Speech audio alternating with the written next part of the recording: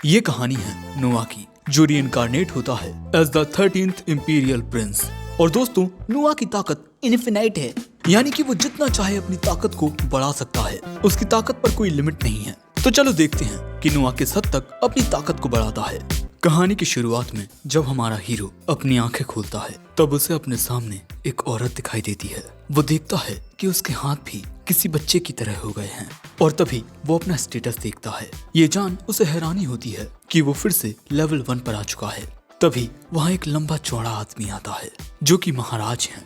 महाराज कहते हैं, ये बिल्कुल तुम पर गया है। इनकी बातों से हमारा हीरो और कंफ्यूज हो रहा था। उसे समझ नहीं आ रहा था कि उसके साथ हो क्या रहा है। पर दोस्तों, हमारा हीरो फिर से रिबॉर्न हुआ है, और इसके बाद जब इसका नाम रखने की बारी आती है, तो महाराज इसका नाम नोआ अरारत रखते हैं, जो कि इस किंगडम का 13वां राजकुमार है।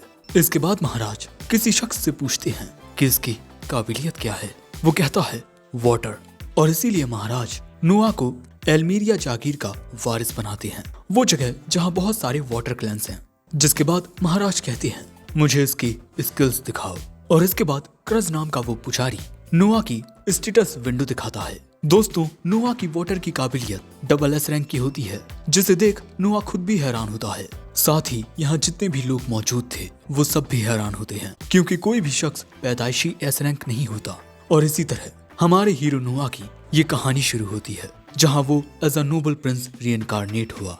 इसके बाद हमें जानने को मिलता है कि ये मीरस एम्पायर वॉरियर्स का नेशन है, जो कि एक काफी बड़ी पहाड़ी रेंज में फैला हुआ है। और इस एम्पायर में काफी अमीर लोग रहते हैं। और इस एम्पायर के जो एम्परर हैं, उनके 10 से भी ज्यादा बेटे हैं, जिन्हें इंपीरियल प्रिंस कहा जाता है। जिसके बाद हम देखते हैं कि नोआ 6 साल का हो गया है, और बाकी के लोगों को उसकी स्टेटस विंडो कुछ ऐसी दिखती है, लेकिन नोआ को कुछ ऐसी E+S, और ये S रैंक वाटर के लिए है। लेकिन नोआ के पास एक और काबिलियत है कि जितने ज्यादा लोग नोआ पर भरोसा करेंगे, उसके सबऑर्डिनेट बनेंगे, नोआ उतना ज्यादा ताकतवर होता जाएगा। और नोआ के इस लेवल की कोई सीमा नहीं है, यानी कि वो जितना चाहे उतना ताकतवर बन सकता है। अब नोआ को तैयार करने के बाद उसकी मेट्स नोआ की तारीफ करती हैं कि ये कितना अच्छा बच्चा है, बाकियों से बिल्कुल अलग। इसके बाद जब नोआ नाश्ता कर रहा था, तभी एवेलियन नाम की एक मेड उसे आकर बताती है कि क्राउन प्रिंस और 4th प्रिंस उससे मिलने के लिए आए हैं। ये बात सुनते ही नोआ अपने भाइयों से मिलने के लिए जाता है। और दोस्तों, ये है 2nd प्रिंस, साथ ही क्राउन प्रिंस भी एल्बर्ट, और ये है 4th प्रिंस हेनरी। एल्बर्ट कहता है, नोआ, हम तुम्हारे लिए एक तोहफा लेकर आए हैं। इसके बाद वहाँ पर एक बंदा हाथों में एक छोटी कॉफिन लिए हुए घबराया हुआ अंदर आता है, क्योंकि उस कॉफिन में जो था उसे देख नोआ भी घबरा जाता है। उसमें एक तलवार थी, एक ऐसी तलवार जो अब तक अनगिनत लोगों की जान ले चुकी है। नोआ सोचता है कि ये आखिर कैसी तलवार है जो क्राउन प्रिंस मुझे तोहफे के रूप में दे रहे हैं। और इसके बाद जब नोआ तलवार को उठाता है, क्राउन प्रिंस मुस्कुराता है और कहता है कि ये तलवार लेवियाथन है, हमारे एम्पायर की सबसे ज्यादा पावरफुल वाटर मैजिक स्वॉर्ड। लेकिन इस तलवार में एक खास बात है कि ये तलवार खुद अपना मालिक चुनती है, और जिसे ये तलवार नहीं चुनती, और वो शख्स अगर इस तलवार को उठाए, तब उसका मरना तय होता है। लेकिन इस तलवार ने अपने मालिक के रूप में नोआ को चुन लिया है। इसके बाद क्राउन प्रिंस नोआ की तारीफ करके यहाँ से चला जाता है। बाहर आकर 4th प्रिंस हेनरी पूछता है कि क्या उसे इतनी खास तलवार देना सही रहेगा। क्राउन प्रिंस कहता है, उस तलवार ने उसे चुना है, इसका मतलब उसमें काबिलियत है, वो तलवार उसी के पास रहे, यही बेहतर रहेगा। अब रात के वक्त नोआ अपनी मेड जोई से पूछता है कि आज वो इतनी परेशान क्यों लग रही है। नोआ के जोर देने पर जोई बताती है कि उसके होम टाउन में बाढ़ आ गई है, और उसकी माँ के वहाँ बीमार हो जाने की वजह से अब वो काम नहीं कर पा रही। इसीलिए जोई के रिश्तेदार चाहते हैं कि जोई अपनी माँ के बदले रेड लाइट एरिया में काम करे। ये सुन नोआ कहता है, कैसा रहेगा अगर हम तुम्हारी माँ को इस मेंशन में ले आएं? उनके लायक यहाँ काफी काम है। साथ ही कैपिटल के वेस्टर्न आउटस्कर्ट में एक छोटा सा घर भी है, तुम अपनी माँ के साथ वहाँ रह सकती हो। नोआ की दरिया दिली देख जोई के आंसू निकल आते हैं, और वो अपने घुटनों पर झुककर नोआ का शुक्रिया अदा करती है। नोआ अपने मन में कहता है, ये कई सालों से मुझे सर्व कर रही है, मैं ये नहीं देख सकता कि मेरी सर्वेंट एक रेड लाइट एरिया में काम करे, ये मेरे उसूलों के खिलाफ है। और इसके बाद नोआ अपने बटलर डायलन से कहता है, जोई के होम टाउन डॉस में बाढ़ आ गई है, मैं चाहता हूँ कि तुम वहाँ पर जितना हो सके उतना जमीन खरीदो, ताकि हम वहाँ पर ज्यादा से ज्यादा लोगों की मदद कर सकें। लेकिन डायलन कहता है, पर मास्टर, वहाँ पर जमीन खरीदने के लिए हमें लगभग 7 लाख रैंड की जरूरत पड़ेगी। और इसके बाद हमें जानने को मिलता है कि कैपिटल में एक एवरेज बंदे की सालाना इनकम बस 120 रैन है और जो नुआ के रिटेनर्स हैं उनकी सालाना आय 8000 रैन है। और अगर नुआ अपनी खुद की सारी संपत्ति मिला दे तब भी उसके पास सिर्फ 5 लाख रैन ही होंगी। अभी इन्हें 2 लाख रैन की और जरूरत है, इसीलिए नुआ फैसला करता है कि वो साउथ में मौजूद अपनी जमीन को बेच देगा।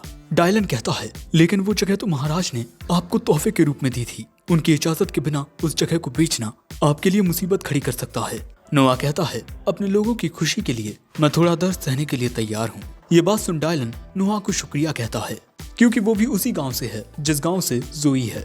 अब अगले दिन जब नोआ अपना काम करवा रहा होता है तभी फोर्थ प्रिंस हेनरी उससे मिलने आते हैं। वो उससे पूछते हैं कि क्या तुम कहीं जा रहे हो। नोआ बताता है कि वो डोसो नामक टाउन में जमीन खरीदने के लिए जा रहा है, जिसके बाद हेनरी पूछता है कि क्या वो उस तलवार में कुछ महसूस कर पा रहा है।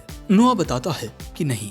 हेनरी बताता है जितना मैं उस तलवार के बारे में जानता हूँ वो तलवार अपना मालिक खुद चुनती है और अपने मालिक के अलावा वो किसी और की बात नहीं सुनती, और जो लोग उसे जबरदस्ती हथियाने की कोशिश करते हैं वो मारे जाते हैं। इसीलिए हेनरी कहते हैं कि उस तलवार का इस्तेमाल मत करना वरना तुम मारे जाओगे। अब अगले सीन में हम देखते हैं कि ये लोग डोसो विलेज में पहुंच चुके हैं। अब यहाँ नोआ डायलन से कहता है कि वो गवर्नमेंट ऑफिस में जाए और वहाँ से इस गांव की लिस्ट लेकर आए। हम इस गांव में रह रहे लोगों को रहने के लिए एक नई जगह देंगे और जोई तुम मेरे साथ आओ। जिसके बाद ये दोनों खुद को छुपाए हुए गांव के थोड़ा अंदर आते हैं और इस गांव के असहाय लोगों को एम्पायर की ओर से खाना भी बांटा जा रहा है। लेकिन जब नोआ खुद से टेस्ट करता है तब वो देखता है कि इसमें खाने के नाम पर सिर्फ पानी है। और तभी वहाँ पर लोकल गवर्नमेंट ऑफिसर गारिल आता है इंस्पेक्शन करने के लिए। खाना बनाने वाले बावर्ची लोग इससे कहते हैं कि लॉर्ड गारिल आपके हिस्से का खाना आपके मेंशन में पहुंचा दिया गया है। लेकिन तभी वहाँ नोआ आकर कहता है मतलब यहाँ तुम लोग इन गांव वालों के हिस्से का खाना चुरा रहे हो। लेकिन गारिल कहता है बच्चे तुम्हें नहीं लगता कि तुम अपनी हाइट से ज्यादा बात कर रहे हो। मैं तो यहाँ इन गांव वालों की मदद कर रहा हूँ इन भिखारियों को खाना खिलाकर। और ये कहकर गारिल और उसके साथी हंसने लगते हैं। लेकिन तभी नोआ कहता है मुझे ऐसे लोग जरा भी पसंद नहीं हैं जो अपनी ताकत का इस्तेमाल कमजोरों को सताने में करें। लेकिन नोआ की बात सुन गारिल गुस्से में अपनी तलवार निकाल लेता है और अगले ही पल में हम देखते हैं कि द स्वॉर्ड लेवियाथन ग्लो करने लगती है और वो उड़ते हुए सीधा नोआ के पास आती है। और जब वो गारिल अपनी तलवार से नोआ पर हमला करने वाला था तब यहाँ वो तलवार अपनी ताकत का नमूना दिखाती है। उसकी ताकत इतनी ज्यादा थी कि उसे संभालने में नोआ को भी दिक्कत आ रही थी। उसे यहाँ चोटें भी आने लगती हैं। लेकिन इसके बावजूद भी नोआ कहता है कि अगर हम इस दुनिया में ज्यादा ताकत के साथ पैदा होते हैं तब हमें उस ताकत का इस्तेमाल उनकी मदद के लिए करना चाहिए जिन्हें भगवान कमजोर बनाकर पैदा करता है। और यही कहते हुए नोआ उस तलवार को पकड़ लेता है और कहता है कि अब से तुम मेरी तलवार हो लेवियाथन। और जैसे ही गैरिल नोआ पर हमला करने वाला था नोआ अपनी तलवार से उसकी गर्दन को ही काट देता है। गैरिल के सोल्जर्स नोआ को पकड़ने आते हैं पर नोआ एक हमला करके वहां धमाका कर देता है और उसके एक हमले से यहाँ काफी बड़ा खड्डा हो जाता है। और तभी यहाँ इन नाइट्स का लीडर आता है। ये चिरकुट कहता है हमें बचा लीजिए, इस बच्चे ने लॉर्ड गैरिल को मार दिया है। लेकिन नोआ को देखते ही रॉबिन नाम का ये नाइट कैप्टन उसके सामने झुक जाता है। हमें जानने को मिलता है कि रॉबिन को इस एरिया में सिक्योरिटी के लिए तैनात किया गया था और वो फोर्थ प्रिंस हेनरी का सर्वेंट है। और इसके बाद जब सबको पता चलता है कि ये बच्चा 13th इंपीरियल प्रिंस है सभी लोग ये जान हैरान हो जाते हैं और उसके सामने झुक जाते हैं। नोआ बताता है कि उसने इस गैरिल को इसीलिए मारा है क्योंकि ये गांव वालों के हिस्से का खाना अपनी जेब में रख रहा था। मैं चाहता हूँ कि अब इन गांव वालों को सही से खाना बांटा जाए। नोआ की ये बात सुन सभी गांव वाले बहुत खुश हो जाते हैं और नोआ की जय जयकार करने लगते हैं। लेकिन इसके बाद ये बात क्राउन प्रिंस एल्बर्ट को पता चलती है। वो कहता है तो उस तलवार ने नोआ को अपना मालिक चुन लिया है। जितना मैंने सोचा था वो उससे ज्यादा काम का है। अब इसके बाद नोआ महाराज के बुलाने पर उनके पास आता है और उन्हें पूरे इंसिडेंट के बारे में बताता है। महाराज कहते हैं तुमने ये बहुत अच्छा किया नोआ, ऐसे लोगों को मौत की सजा मिलनी चाहिए। वैसे मुझे ये भी सुनने में आया है कि तुमने the greatest water sword Leviathan को अपने काबू में कर लिया है। और इसके बाद जब महाराज नोआ की स्टेटस विंडो देखते हैं तो वो भी ये देख हैरान हो जाते हैं कि नोआ की वाटर रैंक SSS रैंक हो गई है। और ये देख महाराज नोआ की तारीफ करते हैं जिससे नोआ काफी खुश होता है। इसके बाद हमें जानने को मिलता है कि मीरास एम्पायर का कैपिटल नेशन की गवर्नमेंट का सेंटर है, यानी कि ये पूरे एम्पायर का सबसे ज्यादा फाइनेंशियली स्टेबल एरिया है। यहाँ के लोग फाइनेंशियली इतने ज्यादा स्टेबल हैं कि लोग इस जगह को the most prosperous city in the world कहते हैं। और यहीं आज नोआ आया हुआ है क्योंकि उसने एक ऐसे सिंगर की अफवाहें सुनी हैं जिसकी आवाज बहुत ही ज्यादा सुरीली है। और यहाँ नोआ जोई के काम की भी बहुत तारीफ करता है कि वो कितनी ज्यादा ब्रिलियंट है। वो हर एक छोटी छोटी बात पर ध्यान भी देती है। इसके बाद नोआ उस जगह पर पहुंचता है जहां वो सिंगर गाना गाती है और इसके बाद नोआ उसे गाना गाते हुए सुनता है। वो ऊपर से उस लड़की को देखता है। जोई बताती है कि इसका नाम एलिस है, जो कि अपने गाना गाने की कला में बहुत ही ज्यादा माहिर है। लेकिन तभी ऑडियंस में से एक बंदा स्टेज पर आते हुए कहता है, तुम्हें नहीं लगता कि तुम यहाँ गाना गाकर अपना वक्त बर्बाद कर रही हो? यहाँ गाना गाकर तुम अपने पिता का कर्जा कभी नहीं उतार पाओगी। और इसके बाद ये टकलू एलिस को गलत तरीके से टच करते हुए कहता है, तुम्हारे पास कितना अच्छा फिगर है, मेरे पास एक दूसरा तरीका है जिससे तुम अपने पिता का कर्जा बहुत जल्दी उतार लोगी। लेकिन तभी नोआ उनकी ओर आते हुए कहता है, क्या तुम लोग ये भूल चुके हो कि इंपीरियल लॉ 67 आर्टिकल 2 के अंदर ये साफ तौर पर लिखा गया है कि बच्चों को अपने पेरेंट्स का कर्जा चुकाने की कोई जरूरत नहीं है, और तुम जो उसके साथ करने की कोशिश कर रहे हो वो एक क्राइम है।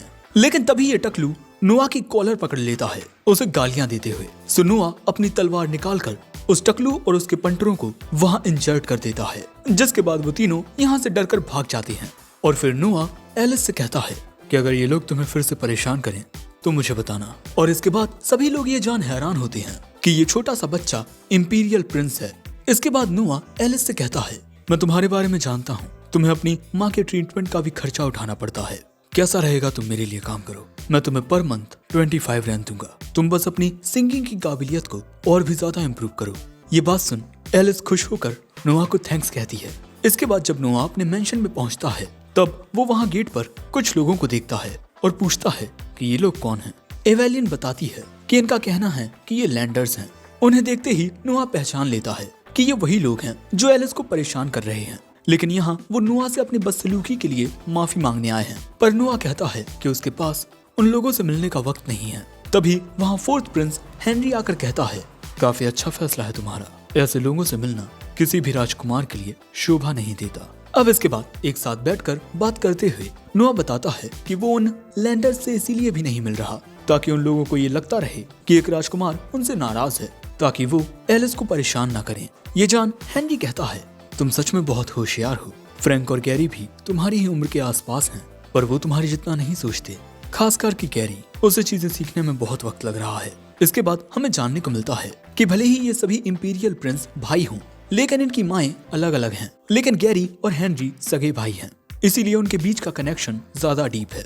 इसके बाद हेनरी कहते हैं, देखकर लगता है कि तुमने उस मैजिक स्वॉर्ड को अपना गुलाम बना लिया है, तुम्हारे लिए उसको यूज कर पाना ज्यादा मुश्किल तो नहीं है ना। पर तभी हम देखते हैं कि नोआ अपनी स्वॉर्ड को समन कर लेता है, जो देख हेनरी भी हैरान हो जाता है। और इसके बाद नोआ अपनी तलवार को एक कीचेन के जितना छोटा बना लेता है। इसके बाद हमें जानने को मिलता है कि ये तलवार इनके पास पिछले 200 सालों से है, लेकिन इस तलवार में क्या क्या काबिलियत है ये कोई नहीं जानता। जिसके बाद हम देखते हैं कि नोआ के मेंशन के सामने झुके हुए इन लोगों को रात हो जाती है, जिस वजह से ये टकलू गुस्सा हो जाता है और नोआ को भला बुरा कहने लगता है। लेकिन तभी वहाँ हेनरी और नोआ आ जाते हैं और नोआ की तलवार के प्रेशर की वजह से ये टकलू घुटनों के भर झुक जाता है।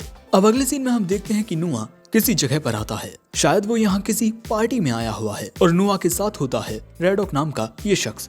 नोआ के आते ही सभी लोग उसके स्वागत में तालियां बजाते हैं और उसकी काफी तारीफ भी करते हैं। और इसके बाद सभी लोग ये जान हैरान हो जाते हैं कि नोआ के पास national treasure the strongest sword leviathan है, जो क्राउन प्रिंस ने उसे तोहफे के रूप में दी है। लेकिन तभी एक बंदा कहता है कि ये शायद से डुप्लीकेट होगी। सो अब नोआ यहाँ अपनी तलवार की ताकत का नमूना दिखाता है, जिससे सभी लोग बहुत घबरा जाते हैं। और इसके बाद रेडॉक नोआ की तारीफ करते हुए कहता है कि आप तो कमाल के हैं और आपकी तलवार में तो कमाल की ताकत है। और इसके बाद सभी लोगों को यकीन हो जाता है कि यही असली तलवार लेवियाथन है। और दोस्तों, जो बंदा नोआ को ताना मार रहा था वो तो अभी तक डरा हुआ था। जिसके बाद हम देखते हैं कि बहुत सारे लोग नोआ को ग्रीट करने के लिए आते हैं। यहाँ पर काफी बड़े बड़े लोग थे, काफी बड़े बड़े बिजनेसमैन, काफी बड़े बड़े ट्रेडर्स। और यहाँ पर नोआ एक बाप बेटी को देखकर ही पहचान लेता है कि ये बेटी अडॉप्टेड है। इसके अलावा नोआ और भी बातें बताता है, जैसे ये लड़की पहले एक गुलाम रह चुकी है। वो आदमी कहता है, आपने बिल्कुल सही कहा, मैंने इसे एक गुलाम के रूप में खरीदा था, लेकिन ये बहुत ही ज्यादा होशियार है, इसीलिए अब मैं इसे अपनी बेटी की तरह चीजें सिखा रहा हूँ। नोआ कहता है, मुझे तुम्हारी बातें सुन काफी अच्छा लगा, मैं तुम्हें कभी अपने मेंशन में बुलाऊंगा। ये सुन ये बाप बेटी नोआ को शुक्रिया कहते हैं और फिर यहाँ से जाने लगते हैं, क्योंकि नोआ ने इन्हें अटेंशन दी है तो अब बाकी के लोगों की अटेंशन इन बाप बेटी पर आ गई है। और इसके बाद नोआ जैसे ही अपनी तलवार को छूता है, इस लड़की को ये महसूस हो जाता है। नोआ कहता है, जब से मैंने अपनी तलवार का इस्तेमाल किया है, वो लड़की उस आदमी को प्रोटेक्ट कर रही है, यानी कि जितना दिखता है वो लड़की उससे काफी ज्यादा काबिल है। अब अगले सीन में जब नोआ बाजार में आता है, तब उसे वहाँ 8th प्रिंस ऑस्कर दिखते हैं। वो वहाँ रुककर नोआ से पूछते हैं कि वो यहाँ क्या कर रहा है। नोआ बताता है कि वो बस यहाँ घूम रहा था। ऑस्कर कहते हैं, अगर तुम्हारे पास कोई और काम नहीं हो तो क्यों ना तुम मेरे साथ ट्रेजर हंट पर चलो। इसके बाद ये दोनों कोबाल्ट स्ट्रीट पर आते हैं। दोस्तों, इस एरिया में काफी सारी एंटिक चीजें मिलती हैं। इसके बाद ये दोनों यहाँ कोई अच्छी चीज ढूंढने का ट्राई करते हैं, पर इन्हें कुछ नहीं मिलता। लेकिन नोआ यहाँ एक किताब खरीद लेता है। ऑस्कर ये देख हैरान हो जाता है कि ये तो ग्रिमोर ऑफ एंड्रिया है, एक लेजेंडरी सोर्सरर की ग्रिमोर। ये एक जेन्युइन ट्रेजर है। और तभी नोआ अपनी तलवार निकालकर इस किताब पर लगा देता है, जिससे ये ग्रिमोर खुल जाती है और इसमें से बहुत ज्यादा मैजिकल पावर निकलती है, एक अजीब सी काली ताकत जिसकी अपनी खुद की कॉन्शियसनेस होती है। ये देख ऑस्कर के भी होश उड़ जाते हैं, क्योंकि ये उसी महान सोर्सरर की स्पिरिट होती है जिसने हवा को अपने काबू में किया हुआ था। लेकिन नोआ इससे लड़ता है, वो इस पर अपनी तलवार से वार करता है, जिससे काफी ज्यादा प्रेशर क्रिएट होता है। और इसके बाद वो ग्रिमोर नोआ को अपने मालिक के रूप में चुन लेती है, जिससे नोआ की रैंक बढ़ जाती है। ये देख ऑस्कर भी सोच में पड़ जाता है कि ये इतना ज्यादा ताकतवर कब हो गया। तभी वहाँ एक बंदा आकर कहता है, मैं इस एरिया में एक एंटिक शॉप चलाता हूँ, मेरा नाम एलन है, और राजकुमार आपकी काबिलियत देख मैं आपको एक आर्टिकल दिखाना चाहता हूँ जो शायद आपको पसंद आएगा। इसके बाद वो बंदा इन दोनों को अपनी दुकान में लाता है और इन्हें एक अंगूठी दिखाते हुए कहता है, जिससे मैंने ये अंगूठी खरीदी थी। उसने मुझसे कहा था कि ये अंगूठी अपना मालिक खुद चुनेगी, लेकिन इसने कभी कोई रिस्पॉन्स ही नहीं किया, इसीलिए मैंने सोचा कि ये कचरा है, लेकिन जब भी मैं इसे फेंक देता ये अंगूठी मेरे पास वापस आ जाती। जिसके बाद नोआ इस अंगूठी को पहनकर देखता है, जिससे वो अंगूठी चमकने लगती है और नोआ को एक आवाज सुनाई देती है कि आप अब मेरे नए मालिक हैं। और इसके बाद वो अंगूठी एक आर्मर में तब्दील हो जाती है। लेकिन नोआ देखता है कि उसकी स्टेटस विंडो में कोई भी अंतर नहीं आया है। नोआ कहता है, मैं इस अंगूठी की कीमत तुम्हें जल्दी दे दूंगा, पर ऑस्कर कहता है कि तुम रहने दो, मैं ये अंगूठी तुम्हारे लिए खरीदता हूँ, इसे मेरी ओर से अपने लिए एक तोहफा समझना। अब इसके बाद हम देखते हैं कि ऑस्कर नोआ को जोई के पास छोड़ देता है। नोआ अपने भाई ऑस्कर को शुक्रिया कहता है, लेकिन तभी यहाँ ये टकलू आ जाता है नोआ पर हमला करने के लिए, पर नोआ अपनी अंगूठी से एक शील्ड बनाकर खुद को प्रोटेक्ट कर लेता है और इसके बाद इस टकलू को पकड़ लिया जाता है। और इसके बाद हमें जानने को मिलता है कि नोआ ने इस अंगूठी को अपनी तलवार के साथ लिंक कर लिया है। ऑस्कर ये देख हैरान हो जाता है कि नोआ ने इतनी जल्दी इस अंगूठी को मास्टर कर लिया। इसके बाद नोआ एलिस की परफॉर्मेंस देखने आता है और हमें जानने को मिलता है कि उस टकलू का खेल अब खत्म हो चुका है जिसने नोआ पर हमला किया था। लेकिन यहाँ हम देखते हैं कि एलिस के साथ कोई बंदा छेड़खानी कर रहा था और एलिस को लेकर यहाँ दो बंदों के बीच लड़ाई भी होने लगती है। लेकिन तभी बीच में नोआ आ जाता है और वो अपनी तलवार से उन दोनों को सबक सिखा देता है, जिसके बाद वो दोनों यहाँ से भाग जाते हैं। और इसके बाद नोआ इस हॉल के ओनर से कहता है कि उन लोगों को अंदर फिर कभी मत आने देना। पर वो ओनर कहता है कि ऐसे ही लोगों की वजह से तो मेरा धंधा चलता है, अगर मैंने उन्हें आने से रोका तो नोआ कहता है, मैं तुम्हारा ये बिजनेस खरीदता हूँ। और इसके बाद नोआ उस ओनर को 1000 रैन दे देता है। एलिस कहती है, प्रिंस मैं आपका ये कर्ज कैसे उतारूंगी, आप मुझ पर इतने उपकार कर रहे हैं। नोआ कहता है, मुझे तुम्हारी आवाज सुनना पसंद है, तुम बस गाने गाती रहो और इसी तरह तुम्हारा सारा कर्ज उतर जाएगा। ये बात सुन खुशी के मारे एलिस के आंसू आ जाते हैं और पहली बार हमें एलिस की खूबसूरत आंखें देखने को मिलती हैं। इसके बाद नोआ अपनी जगह पर आकर बैठ जाता है और फिर एलिस अपना गाना गाना शुरू करती है और नोआ यहाँ अपने मन में कहता है, मैंने बिल्कुल सही सोचा था, ये लड़की किसी खजाने से कम नहीं है।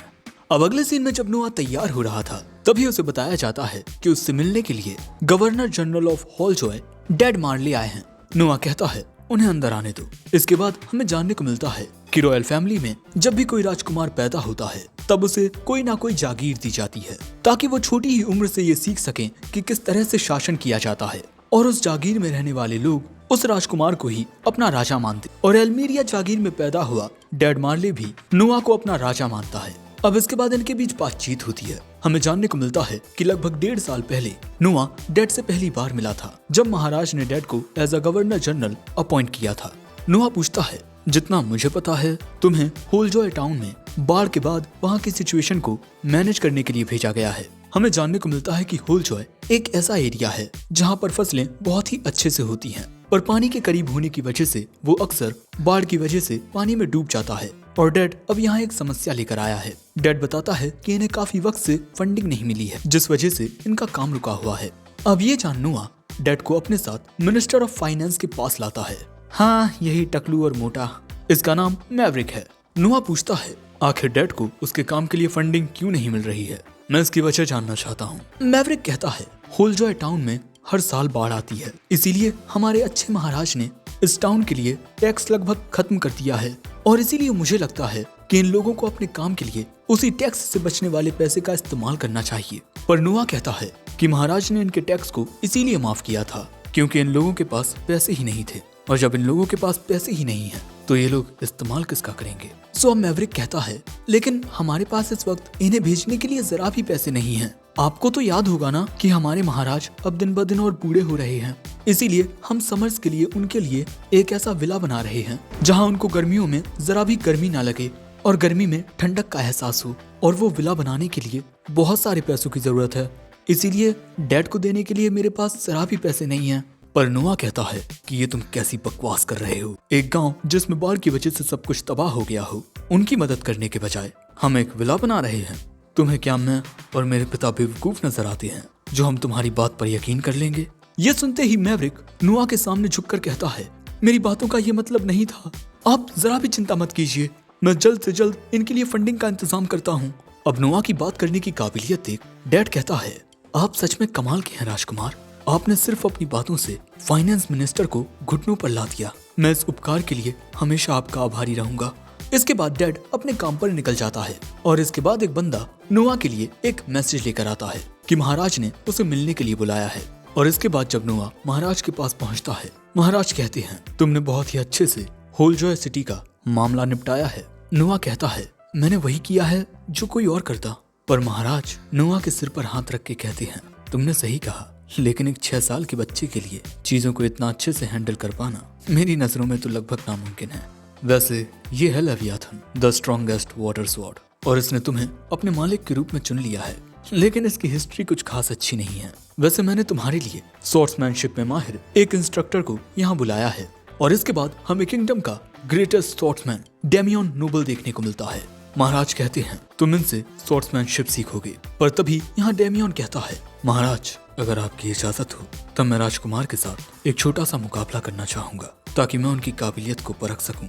अब इसके बाद डेमियन कहता है, राजकुमार आप जैसे चाहे मुझ पर हमला कर सकते हैं। और इसके बाद जब नुआ हमला करता है, तब उसके हमले को डेमियन बहुत आसानी से रोक लेता है। और तभी नुआ को लेवियाथन की मेमोरीज याद आने लगती हैं, जैसे किस तरह उसका पुराना मालिक लेवियाथन को यूज करता था।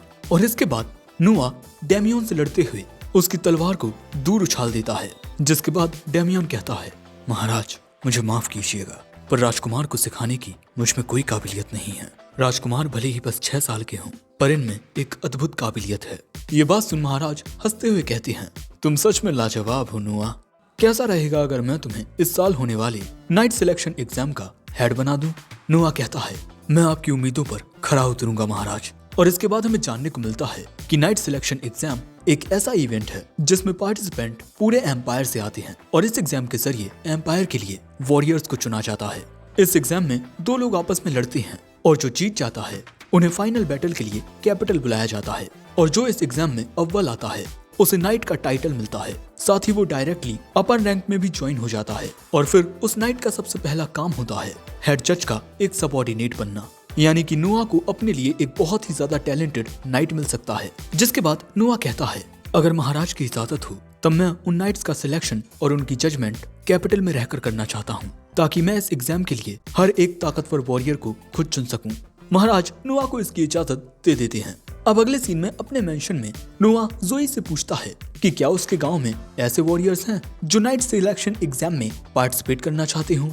जोई बताती है कि हाँ, उनके गांव से हर साल एक वॉरियर को इस एग्जाम के लिए भेजा जाता है, और इनके गांव से सिर्फ एक ही वॉरियर को इसीलिए भेजा जाता है क्योंकि इनके पास ज्यादा वॉरियर्स के ट्रैवल और एक्सपेंसेस के लिए फंड नहीं होता। ये बात सुन नोआ कहता है, मैं खुद चुनना चाहूंगा कि तुम्हारे गांव में कितने वॉरियर्स इस एग्जाम के लायक हैं। अगर मुझे ज्यादा वॉरियर्स पसंद आते हैं तब मैं उनके ट्रैवलिंग और एक्सपेंसेस का खर्चा खुद उठाऊंगा। इसके बाद नोआ डायलन को बुलाकर कहता है, कैपिटल में जितने भी खाली घर हों उन सभी को खरीद लो। हम उन वॉरियर्स के रहने के लिए एक डॉर्मेटरी बनाएंगे। और नोआ की ये बातें सुन जोई तो उससे इम्प्रेस हो जाती है। अब इसके बाद नोआ इस बंदे से मिलता है। तुम्हें याद होगा, इस बंदे से नोआ पार्टी में मिला था और ये बंदा बहुत ही कम कीमत पर अपने होटल में नोआ के जो वो गेस्ट वॉरियर्स हैं उन्हें रहने देगा। लेकिन नोआ ये समझता है कि कोई भी मर्चेंट घाटे का सौदा कभी नहीं करता, इसीलिए वो उससे पूछता है कि आखिर तुम्हें क्या चाहिए। ये बंदा कहता है, आप सच में कमाल के हैं, इतनी छोटी उम्र में आप ये बातें कितने अच्छे से समझते हैं। आगे ये बंदा बताता है कि नाइट सिलेक्शन एग्जाम की तरह ही पैलेस एम्प्लॉयमेंट एग्जाम होता है और मैं आपसे जानना चाहता हूँ कि इस एग्जाम में किस तरह के लोगों को हायर किया जाता है। यानी कि ये बंदा अपनी बेटी को पैलेस में काम पर लगवाना चाहता है ताकि इसे पैलेस में चल रही बातों की जानकारी मिल सके। साथ ही अगर महाराज ने इसकी बेटी को किसी रात के लिए चुन लिया तो इसका भी बहुत ज्यादा प्रॉफिट मिलता है।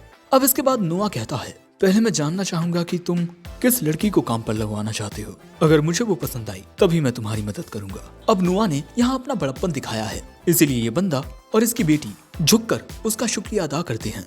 और ये बंदा कहता है, राजकुमार मैं आपसे इजाजत चाहता हूँ कि मैं आपके क्रस्ट को अपने स्टोर पर एज अ साइन लगा सकूं।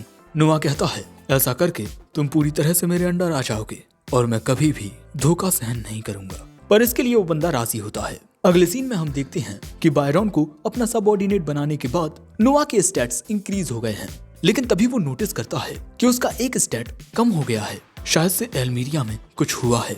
जोई, मैं महाराज से मिलने जा रहा हूँ, तुम वापस पैलेस में चली जाओ। और इसके बाद नोआ महाराज को इसके बारे में बताता है कि एल्मीरिया में कुछ गड़बड़ हुई है। तभी एक बंदा आकर महाराज को कोई मैसेज देता है, जिसके बाद महाराज कहते हैं, तुमने बिल्कुल सही कहा नोआ, एल्मीरिया में कुछ लोगों ने विद्रोह कर दिया है। क्या लगता है तुम्हें कितने लोग होंगे? नोआ थोड़ी देर सोचकर कहता है, मुझे लगता है कि इस वक्त उनका ग्रुप ज्यादा बड़ा नहीं है। महाराज कहते हैं, इस विद्रोह में 5000 लोग शामिल हैं और ये तुम्हारी जागीर में हुआ है, तो क्या तुम खुद इस विद्रोह का सामना करोगे? नोआ कहता है, मैं इतनी बड़ी जिम्मेदारी संभालने के लिए इस वक्त बहुत छोटा हूँ, बेहतर यही होगा कि आप मेरे किसी बड़े भाई को भेज दें। महाराज कहते हैं, मैंने तुमसे ऐसे जवाब की उम्मीद नहीं की थी, लेकिन चलो कोई ना, जैसा तुम कहते हो वैसा ही करते हैं। तो हमें किसे भेजना चाहिए? नोआ फोर्थ प्रिंस हेनरी को सजेस्ट करता है क्योंकि उसे हेनरी की काबिलियत पर पूरा यकीन था। महाराज कहते हैं, बहुत अच्छे। अब अगले सीन में हम नोआ और हेनरी को देखते हैं जो घोड़ा गाड़ी में बैठकर कहीं जा रहे थे। हेनरी कहता है, मुझे लगता है कि तुम्हें ये लड़ाई खुद लड़नी चाहिए थी। मुझे यकीन है कि तुम इसमें जीत जाते और ये तुम्हारे लिए काफी बड़ी अचीवमेंट होती जो तुम्हें काफी फायदा करती। नोआ कहता है, मैं भले ही जीत जाता लेकिन मेरे आदेशों से बहुत सारे सोल्जर्स मारे जाते। और अगले ही पल में नोआ को कुछ महसूस होता है और वो घोड़ा गाड़ी को रुकवा देता है। दोस्तों, नोआ ने सेंस कर लिया है कि विद्रोह करने वाले लोग आसपास हैं। अब इसके बाद वो जैसे ही बाहर आता है कुछ ट्रैप्स अनलॉक हो जाते हैं और वो नोआ को कैद कर लेते हैं और फिर कुछ लोग नोआ को घेर लेते हैं। पर हम देखते हैं कि नोआ बिल्कुल सही सलामत होता है। उसने कई सारी शील्ड से खुद को प्रोटेक्ट कर लिया था और इसके बाद नोआ अपनी तलवार निकालकर उनसे लड़ने लगता है। वो यहाँ मौजूद सभी गद्दारों को बहुत ही आसानी से हरा देता है। जिसके बाद हेनरी कहते हैं, तुम पहले से भी ज्यादा ताकतवर हो गए हो। वैसे कितना अच्छा होता अगर हम इन्हें इंटेरोगेट कर पाते। नोआ बताता है कि ये सब मरे नहीं हैं, जिंदा हैं, बस मैंने इन्हें लेवियाथन की पावर से बेहोश कर दिया है।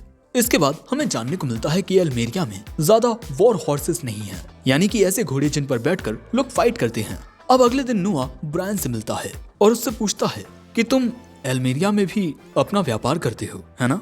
और मैं तुम्हें जो बात बताने वाला हूँ वो अगर तुमने किसी को बताई तो तुम्हारी मौत पक्की है। एल्मेरिया में कुछ लोगों ने विद्रोह कर दिया है और मुझे जानने को मिला है कि वहाँ पर कई सारे कैवेलरी मैन हैं, यानी कि ऐसे वॉरियर्स जो घोड़े पर बैठकर फाइट करते हैं। मैं तुम्हें 10,000 रन देता हूँ, जाओ और मेरी जागीर में मौजूद जितने भी घोड़े हैं उन्हें खरीद लो। और दोस्तों, फोर्थ प्रिंस हेनरी के मुताबिक जो घोड़े एल्मेरिया में विद्रोह करने वाले लोगों ने खरीदे हैं वो किसी और जगह से खरीदे हैं, न कि एल्मेरिया से। ब्रायन कहता है, लेकिन अगर मैंने उन सोल्जर्स का राशन पूरा खरीद लिया तब फिर वो चोरी चकारी करने लगेंगे। लेकिन यही तो नोआ चाहता था। नोआ ने एक बहुत ही अच्छा प्लान बनाया है ताकि उसके भाई को विद्रोह करने वालों से लड़ने में आसानी हो। अब अगले सीन में हम नोआ को महाराज के साथ देखते हैं और जिन असैसिन्स को नोआ ने हराया था उनसे महाराज को कुछ जानकारी मिली है। जैसे वो असैसिन्स नोआ को किडनैप करने वाले थे ताकि वो नोआ के बदले महाराज से मोटी रकम वसूल कर सकें। नोआ कहता है लेकिन वो इतनी आसानी से तो ये सब कबूल नहीं कर सकते, शायद वो झूठ बोल रहे हैं। महाराज कहते हैं तुम चिंता मत करो, हम ये पता लगा लेंगे कि वो सच बोल रहे हैं या झूठ। और वैसे ये बहुत अच्छा हुआ जो तुम किडनैप नहीं हुए, वरना एम्पायर को काफी बड़ी दिक्कत हो जाती। और वैसे घोड़े खरीदने का तुम्हारा प्लान काफी अच्छा है। नोआ ये जान हैरान होता है कि इतनी जल्दी महाराज को उसके प्लान के बारे में पता भी चल गया। जिसके बाद महाराज कहते हैं क्राउन प्रिंस एल्बर्ट ने मुझे एक सजेशन दिया था कि मैं उन विद्रोह करने वालों को भूखा मरने के लिए छोड़ दूं, लेकिन अगर मैं ऐसा करूंगा तब वो गद्दार लोग हमारे लोगों पर हमला कर सकते हैं, जो कि जरा भी अच्छा नहीं रहता। लेकिन सच में तुम्हारा प्लान काबिल तारीफ है। मुझे लगता है कि मुझे तुम्हें कोई रिवॉर्ड देना चाहिए। चलो मैं तुम्हारे क्रेस्ट के ऊपर एक स्वॉर्ड का एडिशन निकाल देता हूँ। दोस्तों, एडिंग अ स्वॉर्ड का मतलब होता है एक वॉरियर का सिंबल, और महाराज की इजाजत के बिना ऐसे सिंबल को क्रिएट करना सजाए मौत होता है। लेकिन अगर महाराज खुद इसकी इजाजत दे देते हैं तो ये सबसे बड़े ऑनर्स में से एक होता है। इसीलिए नोआ यहाँ महाराज को शुक्रिया कहता है। अब इसके बाद नोआ ब्रायन से मिलता है जो उसका इंतजार कर रहा था। वो नोआ को बताता है कि नोआ ने उसे जो काम दिया था वो उसने कर दिया है।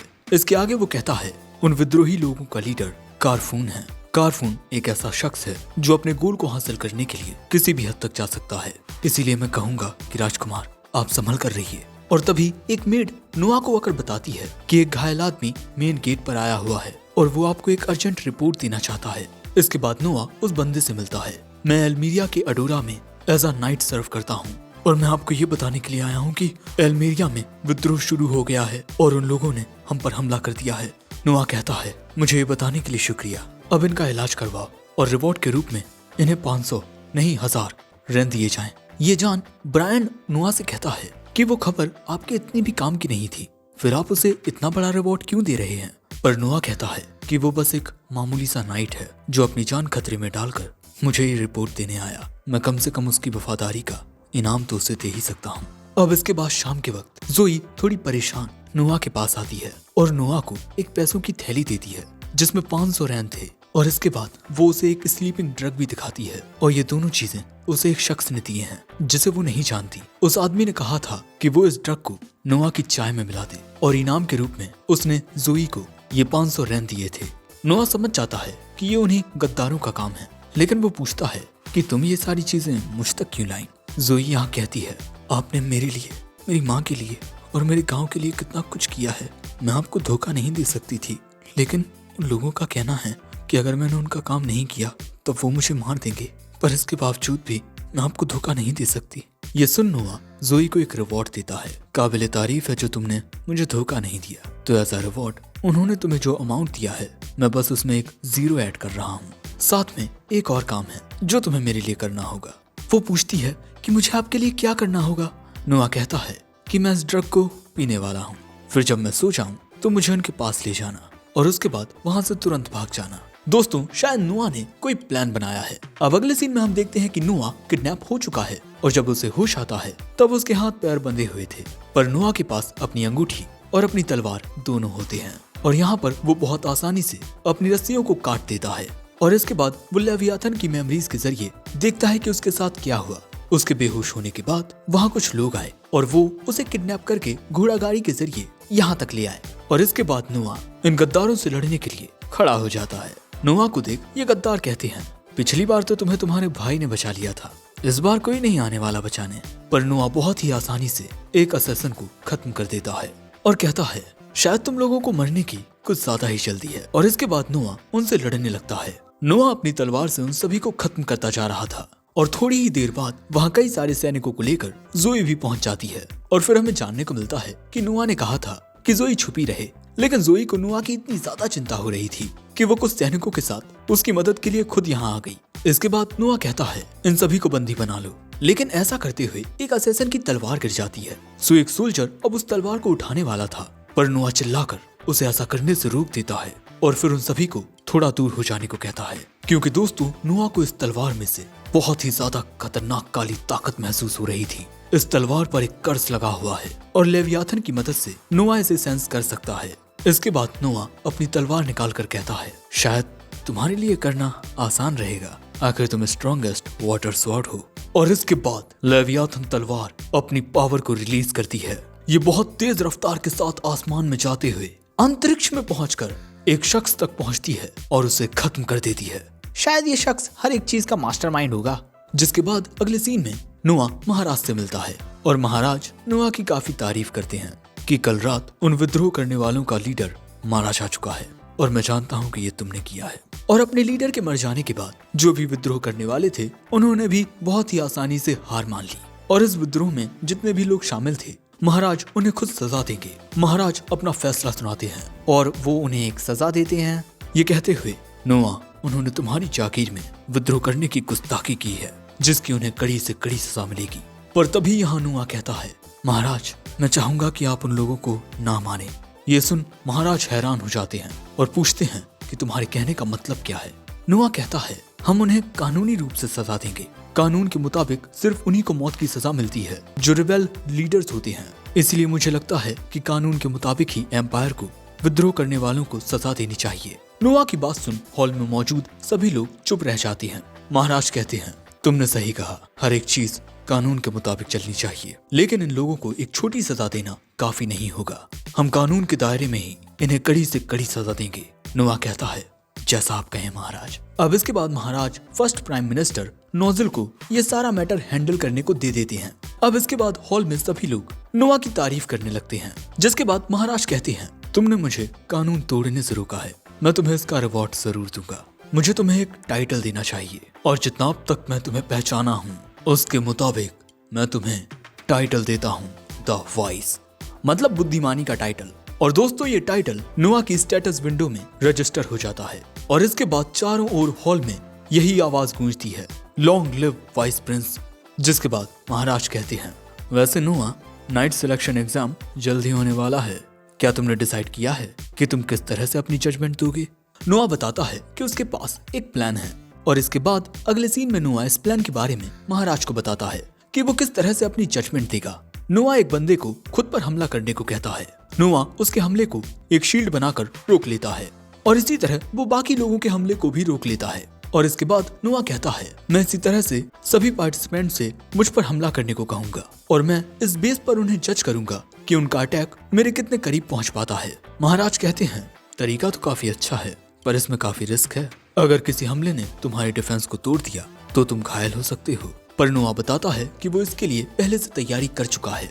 और ये सुन महाराज कहते हैं, यकीनन तुम बहुत होशियार हो, आखिर तुम मेरे बेटे हो। नोआ बस महाराज को शुक्रिया कहता है। इसके बाद हमें एक मेंशन दिखाया जाता है और यहाँ हम फर्स्ट प्राइम मिनिस्टर नोजेल को महाराज से कहते हुए देखते हैं कि महाराज, मुझे लगता है कि आप राजकुमार नोआ को अपना उत्तराधिकारी बनाना चाहते हैं। महाराज कहते हैं, मैं चाहता तो हूँ पर मैं चाहकर भी ऐसा कर नहीं सकता क्योंकि लॉ ये नहीं कहता, लेकिन उसमें सच में कमाल की काबिलियत है। साथ ही उसकी वो तलवार, बहुत खौफनाक ताकत है उसमें। लेकिन पुरानी दंत कथाओं के अनुसार लेवियाथन पर एक सील लगी हुई है जिसे कभी तोड़ा नहीं जाना चाहिए वरना कयामत आ जाएगी। पर मुझे लगता है कि नोआ खास है, वो उस तलवार को संभाल सकता है। तो दोस्तों, मानो या ना मानो, नोआ का आगे का सफर बहुत ही ज्यादा लाजवाब, मजेदार और शानदार होने वाला है। और हाँ, इसका नेक्स्ट पार्ट देखने के लिए वीडियो को लाइक करके हाइप जरूर कर देना, साथ ही कमेंट भी कर देना। ओके, बाकी सायोनारा।